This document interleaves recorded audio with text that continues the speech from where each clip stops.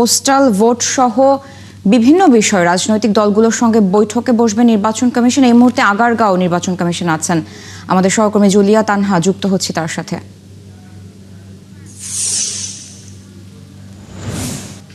তানহা, বৈঠকটি ঠিক কখন অনুষ্ঠিত হবে এবং কোন কোন রাজনৈতিক দলের প্রতিনিধি এরই মধ্যে এসেছেন জানাবেন বিস্তারিত।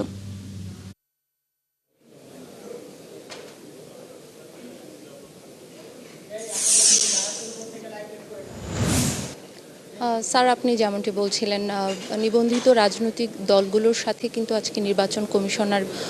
এবং নির্বাচন কমিশনের ঊর্ধ্বতন কর্মকর্তাদের একটি বৈঠক হবার কথা রয়েছে এবং সেটি কিছুক্ষণের মধ্যেই শুরু হবে এবং রাজনৈতিক দলের যেই নেতারা রয়েছেন তারা কিন্তু ইতিমধ্যে আসতে শুরু করেছেন এবং নির্বাচন কমিশনের যেই অডিটোরিয়াম রয়েছে, কেন্দ্রীয় অডিটোরিয়ামে, সেখানে কিন্তু এই বৈঠকটি অনুষ্ঠিত হওয়ার কথা রয়েছে এবং কিছুক্ষণের মধ্যেই হয়তো সেই বৈঠকটি অনুষ্ঠিত হবে। এবং আপনাকে স্যার আরেকটি তথ্য দিয়ে রাখি, সেটা হলো কিছুক্ষণ আগে ঘণ্টাব্যাপী একটি বৈঠক হয়েছে নির্বাচন কমিশনারদের সাথে সুইডিশ রাষ্ট্রদূতের 2 সদস্যের প্রতিনিধি দলের সাথে এবং এই বৈঠকটি শেষে কিন্তু নির্বাচন কমিশনার নির্বাচন সচিব আক্তার আহমেদ তিনি বলেছেন কি বিষয়ে আসলে আলোচনা হয়েছে সেই সৌজন্য সাক্ষাৎটিতে